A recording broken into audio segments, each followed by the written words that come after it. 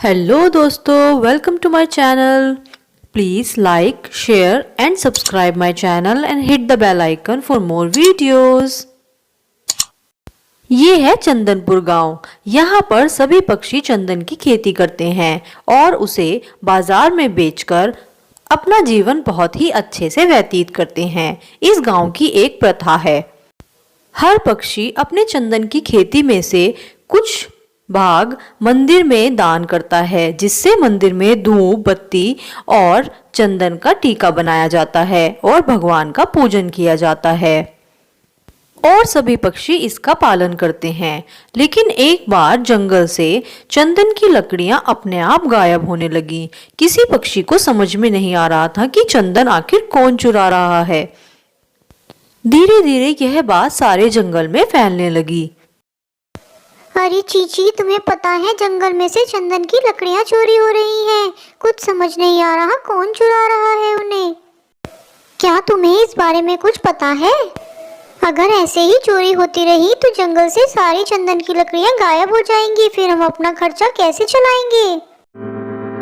अब चंदन की चोरी बहुत ज्यादा होने लगी थी और धीरे धीरे सारी लकड़ियां ही गायब होती जा रही थी। एक दिन रानी चिड़िया मंदिर में पूजा कर रही थी और चंदन के आने का इंतजार कर रही थी, क्योंकि बहुत दिन से चंदन नहीं आया था और इसी वजह से मंदिर में धूप और तिलक नहीं बन पा रहा था। तभी वहां नीलो चिड़िया आती है। रानी चिड़िया पूजा खत्म करके उससे कहती है, अरे नीलू, क्या हो गया है? बहुत दिन से मंदिर में चंदन की लकड़ियां नहीं आई है। ना तो मैं धूप बना पा रही हूँ और ना ही भगवान जी का टीका बना पा रही हूँ। ये बिल्कुल भी अच्छी बात नहीं है। तब नीलू कहती है, अरे रानी जी, पूरा चंदनपुर इस बात से परेशान है कि चंदन की लकड़ियां आखिर कौन चुरा रहा है।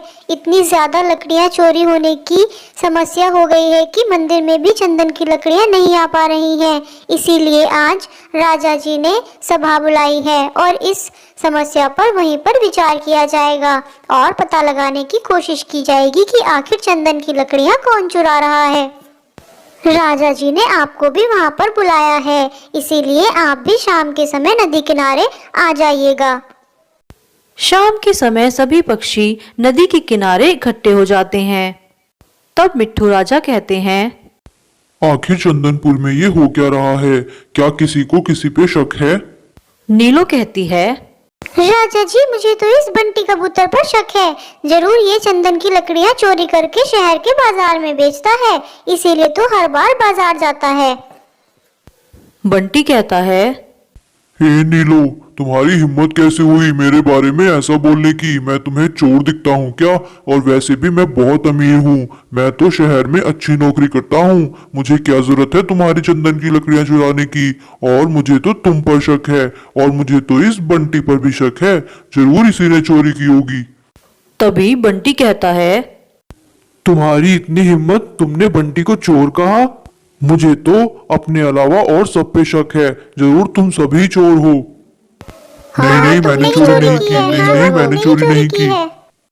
और इस तरह सभी पक्षी आपस में लड़ने लगे। तब राजा ने कहा, बस अब बहुत हो गया, सभी अपने अपने घर जाइए।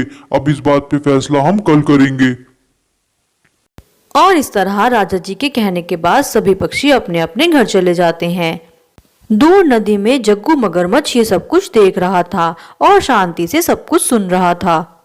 देर रात जब सभी पक्षी सो जाते हैं तो जग्गू मगरमच्छ देखता है कि दूसरे जंगल से एक बंदर वहां आता है और जैसे ही वह लकड़ियों के पास जाता है, जग्गू मगरमच्छ तुरंत राजा जी को फोन कर देता है।